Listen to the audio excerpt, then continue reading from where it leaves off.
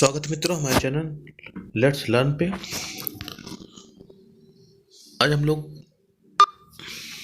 UP PCS prelims 2022 की तैयारी प्रारंभ कर रहे हैं। सबसे पहले हम लोग इतिहास से संबंधित प्रश्नों का अध्ययन करेंगे। तो प्रारंभ करते हैं हड़प्पा सभ्यता से। हड़प्पा सभ्यता का सबसे प्राचीन नगर जो मिला था वो भीरधाना था। भीरधाना तो मिला तो हड़प्पा था, किंतु सबसे प्राचीन नगर जो था वो था भीरधाना। अब हम देखते हैं पहला प्रश्न, पैमाने की खोज का प्रमाण कहाँ से मिलता है? लोथल से पैमाने की खोज के प्रमाण मिले हैं। दूसरा, सिंधु सभ्यता के लोग पूजा करते थे, देवी देवता दोनों की पूजा करते थे सिंधु सभ्यता के लोग। सिंधु सभ्यता की ईंटों का अलंकरण मिला है कालीबंगा से। हड़प्पा सभ्यता कौन सी सभ्यता कहलाती है? आद्य ऐतिहासिक काल, क्योंकि यहाँ की लिपि अभी तक पढ़ी नहीं जा सकी है, इसलिए इसे आद्य ऐतिहासिक काल कहते हैं। घरों में कुओं के अवशेष किस स्थल से मिले हैं? वो मोहनजोदड़ो से मिले हैं, जहाँ घरों में कुएं रहते थे। रंगपुर कहाँ स्थित है? सौराष्ट्र यानी गुजरात में स्थित है रंगपुर। सिंधु घाटी के लोग विश्वास करते थे, मातृ शक्ति की पूजा में विश्वास करते थे। समुद्र तट पर स्थित सिंधु स्थल कौन सा है, यानी जिस बंदरगाह कहलाता है? सुरकोटदा, लोथल, बालाकोट, सुतकाको, थारो, देसलपुर, भगतराव, अल्लाहदीनो, कुंतासी, ये बंदरगाह थे। इसमें लोथल, बालाकोट, सुतकाको, अल्लाहदीनो, कुंतासी। अफगानिस्तान स्थित सिंधु स्थल कौन कौन से हैं? मुंडिकाको, सुरतो, गोई। अफगानिस्तान में स्थित है मुंडिकाको, सुरतो, गोई। पुजारी की प्रस्तर मूर्ति, पत्थर की मूर्ति कहाँ से मिली है? मोहनजोदड़ो से मिली है। ईंट पर बिल्ली का पीछा करते हुए कुत्तों के पंजों के निशान मिले हैं, वो कहाँ से? चंदहुदड़ो में मिले हैं। और चालाक लोमड़ी की कथा का अंकन जो पंचतंत्र में उल्लेख हुआ, चालाक लोमड़ी की जो कहानी है पंचतंत्र में, वो कहाँ पे अंकन मिला है उसका? लोथल। चंदहुदड़ो के उत्खनन का निर्देशन किसने किया था? J.H. मैके ने किया था, यानी चंदहुदड़ो की जो उत्खनन होता वो मैके साहब के निर्देशन में होता। अब हड़प्पा सभ्यता के बारे में कुछ देख लेते हैं। तो क्षेत्रफल की दृष्टि से देखें तो हड़प्पा सभ्यता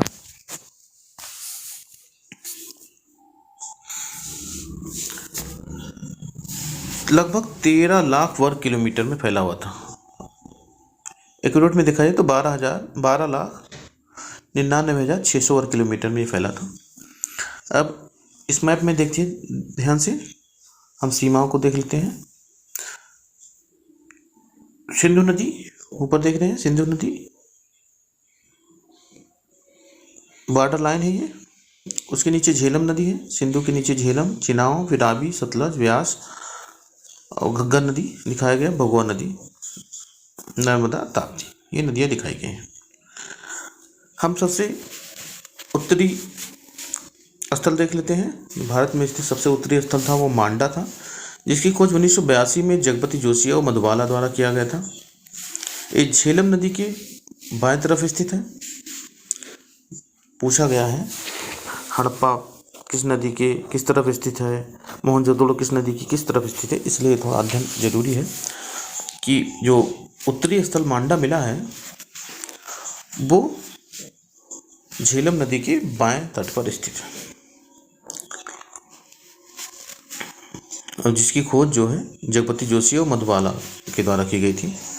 एकदम दक्षिणी स्थल की बात करें हम तो दायमाबाद है। इसकी खोज भी 1982 में ही हुई थी, लेकिन इसे देशपांडे और रंगनाथ राव ने खोजा था। ये महाराष्ट्र के अहमदनगर में है, दौलताबाद, दायमाबाद, यहाँ खोजा गया था। तो यानी उत्तरी स्थल और दक्षिणी स्थल दोनों की खोज 1982 में हुई थी। उत्तरी की जगपति जोशी और मधुबाला ने किया था, और दक्षिणी का दासे देशपांडे और रंगनाथ। ठीक है, ये हो गया। अब हम देखते हैं पूर्वी और पश्चिमी सीमा। तो पूर्वी सीमा आलमगीरपुर, जो कि मेरठ उत्तर प्रदेश में स्थित है, इसकी खोज 1958 में हुई थी और यज्ञदत्त शर्मा द्वारा की गई थी। दक्षिणी सीमा की बात करें तो सुक्त कांगेडोर है, जो दास्क नदी के किनारे स्थित है।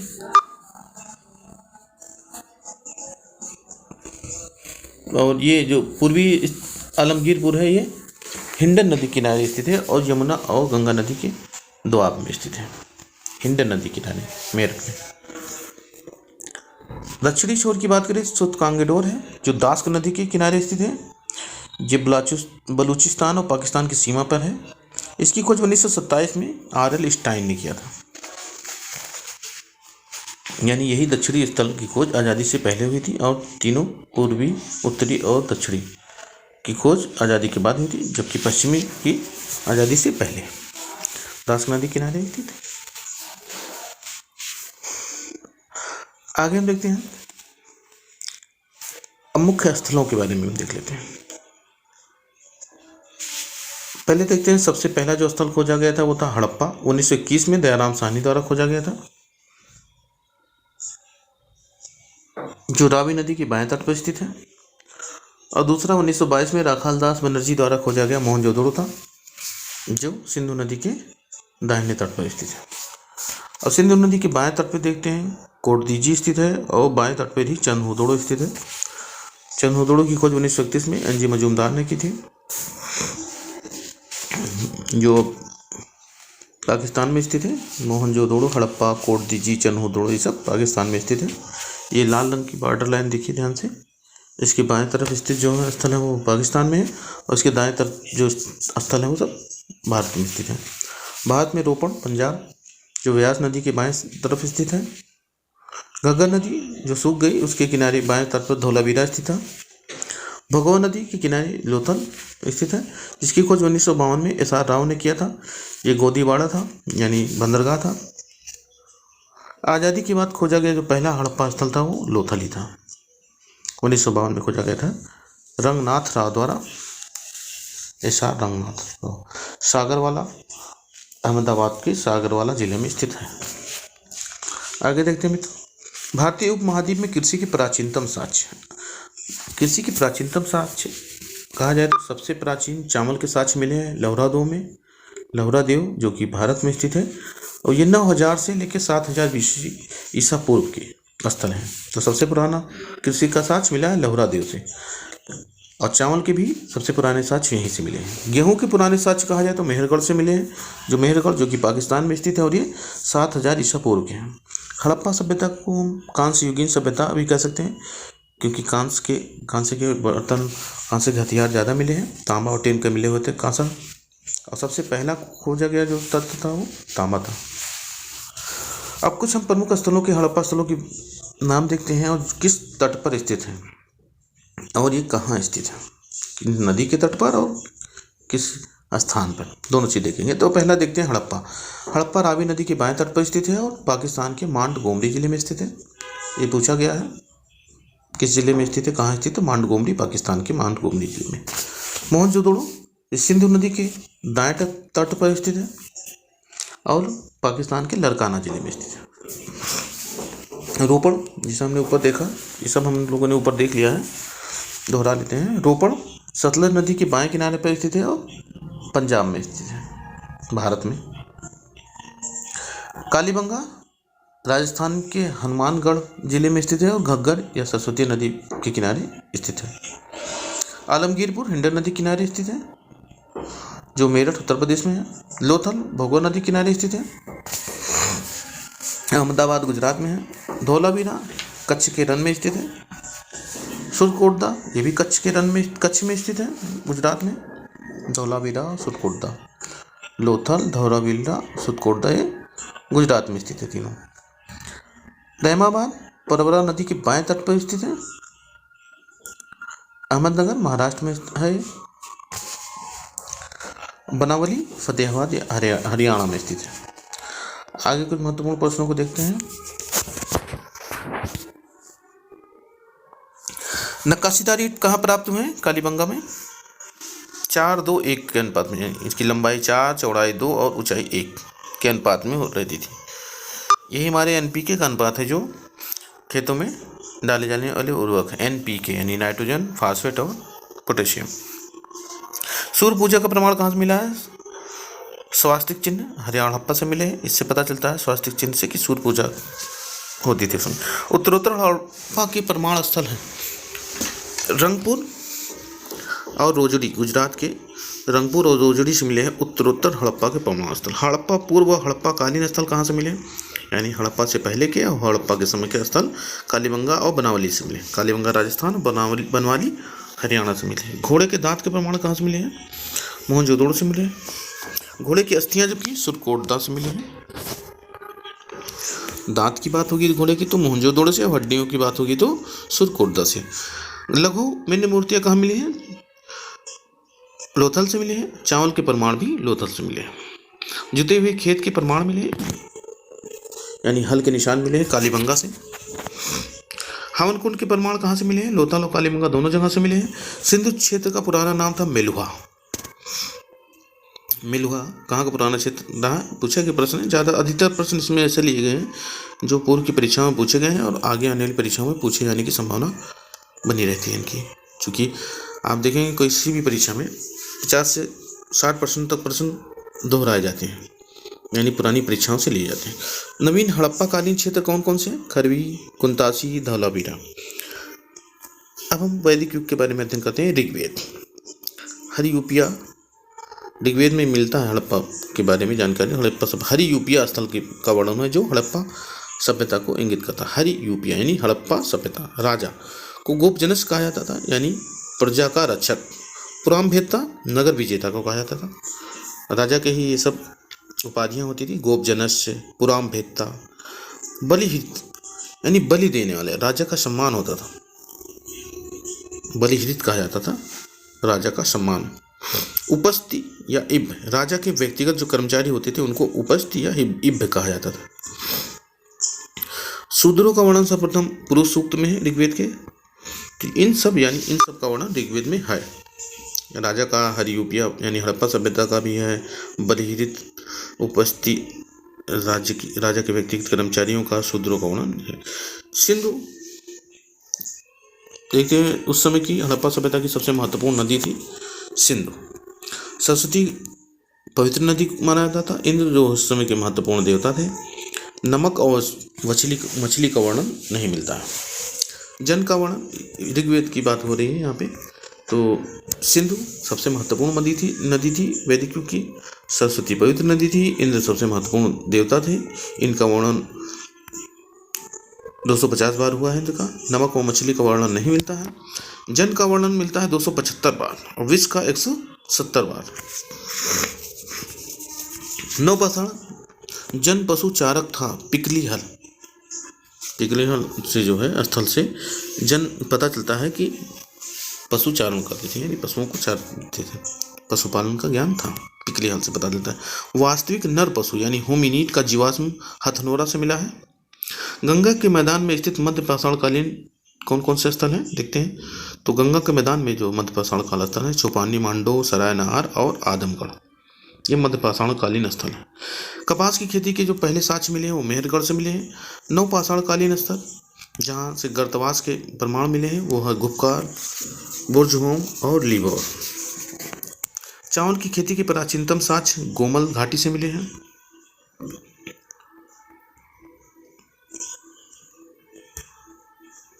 हल्लूर में घोड़े की एक हड्डी मिली है, ताम्र पाषाण काल का है। ताम्र पाषाणकालीन स्थल जहाँ से एक छोटा सा मृदभांड का टुकड़ा मिला है जिस पर सिंधु लिपि के 3 अक्षर लिखे हुए हैं, वो दैमाबाद। वहाँ तांबे का रथ भी मिला है दैमाबाद से। ताम्र पाषाणिक स्थल जहाँ से एक अर्धवृत्ताकार लाल मृदभांड मिला है जिसमें एक भैंसे की पीठ पर छलांग लगाते हुए एक बाघ को चित्रित किया गया है, वो दैमाबाद है। यानी भैंस पे छलांग लगा रहा है बाघ, उसको चित्र अंकित किया गया है। अर्धवृत्ताकार लाल मृदभांड मिला। दैमाबाद वही है जो सबसे दक्षिणी स्थल है, महाराष्ट्र में मिला। ताम्र पाषाणिक स्थल जहाँ घरों के अंदर अग्नि वेदिकाएं पाई गई। दैमाबाद में अग्नि वेदिकाएं होती थी, यज्ञ आहुतियाँ दी जाती थी, यानी यज्ञ का कर्मकांड किया जाता था। तो दैमाबाद में इसके प्रमाण मिले हैं, घरों के अंदर मिले। भारत में मानव जाति के शारीरिक लक्षणों के जो प्रथम साक्ष्य मिले वो सरायनहार में राय में मिले हैं।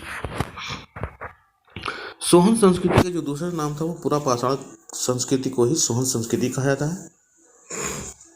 भारत के एकमात्र उत्तर पाषाण काल ठिकाने में हड्डियों के औजार मिले, यानी उत्तर पाषाण काल के जो स्थल हैं वो भारत में एकमात्र स्थल ऐसा मिला है जहाँ से हड्डियों के औजार मिले हैं, वो है कुरनूल की गुफाएं। अब प्रागैतिहासिक स्थल, उनके क्षेत्र के बारे में नहीं। नाल खोजदार क्षेत्र है, कुल्ली कोलवा क्षेत्र, सरासखोला पोतवार पट्टाल, किली गुल मोहम्मद क्वेटा घाटी में स्थित है। मालवा संस्कृति का प्रारूप स्थल है नवदा टोली। प्रारंभिक भारतीय कुंभकार का चरम कौशल प्रतिबिंबित हुआ कहाँ? भारतीय कुंभकार यानी उनका चरम कौशल। उत्तरी कृष्ण पालिशदार मृदभांड, इससे पता चलता है कि उस समय उनका चरम कौशल था। इस मृदभांड प्रकार के परिवेश में भारत का नगरीकरण संपन्न हुआ। उत्तरी कृष्ण पालिशदार मृदभांड NBPW पूछा जाता है कभी NBPW भारत के नगरीकरण का संपन्न उस समय हुआ। भारत का सबसे बड़ा मध्य पाषाणकालीन स्थल बागौर है, राजस्थान में स्थित है। मध्य पाषाण स्थल और देखेंगे वीरभानपुर, लंगनाज और टेरी, ये सब मध्य पाषाणकालीन स्थल हैं। मध्य पाषाणकालीन स्थल से युद्ध के साक्ष्य कहाँ से मिले? सराय नहर से मिले। यहाँ हड्डियों के प्रमाण बहुत मिले हैं। मध्य पाषाण युग के गुफा चित्रों में सबसे अधिक आकृति वाला पशु है, यानी कि पशु की ज़्यादा आकृतियाँ बनी हैं मध्य पाषाण युग में की गुफाओं में, वो है हिरण, और हिरण का पीछा करता हुआ शेर। ये सब चित्र वहाँ पर मध्य पाषाण काल के गुफाओं में मिले हैं। कथन और कारण देखते हैं। तो पश्चिमोत्तर भारत में मध्य पाषाण युगीन स्थल अधिक नहीं है। कारण है पंजाब और पड़ोस के क्षेत्रों में मध्य पाषाण युगीन स्थल अधिक नहीं है। सही व्याख्या, दोनों सही बात है कि पश्चिमोत्तर भारत में मध्य पाषाण युगीन स्थल अधिक नहीं है, क्योंकि पंजाब और पड़ोस के क्षेत्रों में मध्य पाषाण युगीन स्थल हैं नहीं है। जब मध्य पाषाण युगीन स्थल नहीं है तो वही पंजाब और पड़ोस यानी पश्चिमोत्तर भारत वही है। कथन देखते हैं। बुद्ध पुष्कर झील मध्य पूरा पाषाण काल युगीन लोगों के लिए एक आदर्श क्षेत्र था, यानी बुद्ध पुष्कर झील जो है मध्य पूरा पाषाण काल के युग के लोगों के लिए एक आदर्श क्षेत्र था, क्योंकि अच्छा पत्थर मीठे जल के एक अस्थायी स्रोत के आसपास ही उपलब्ध होते थे।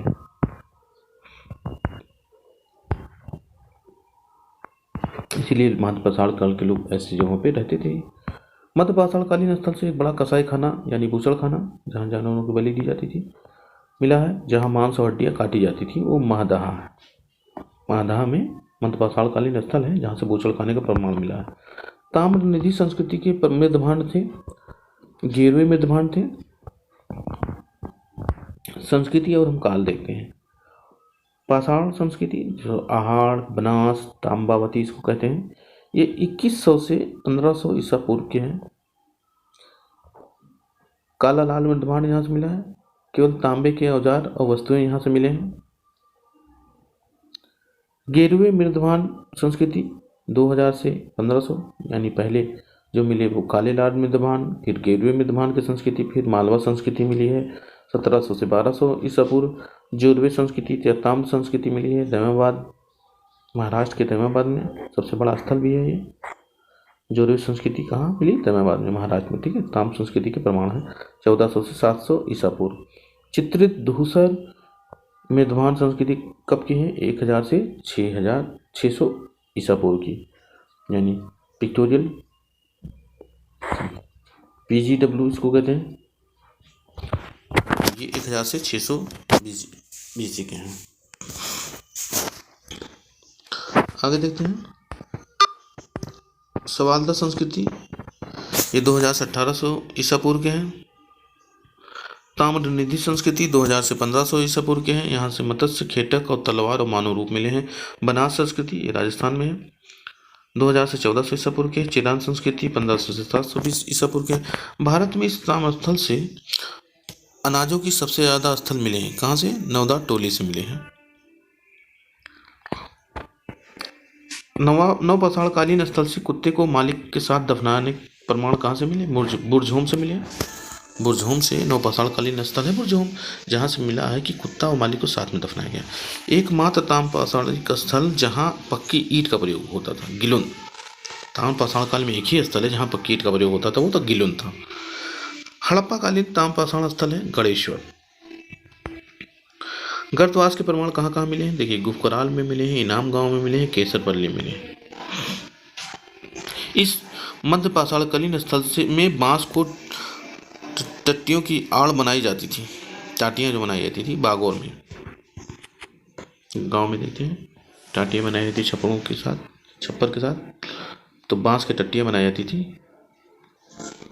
इस महाद्वीप में ताम्रपाषाण ग्रामीण ठिकाने में सबसे व्यापक उत्खनन किया गया था। नौदा टोली, नहीं नंदोबाड़ी या नौदा टोली जिसको कहा जाता है।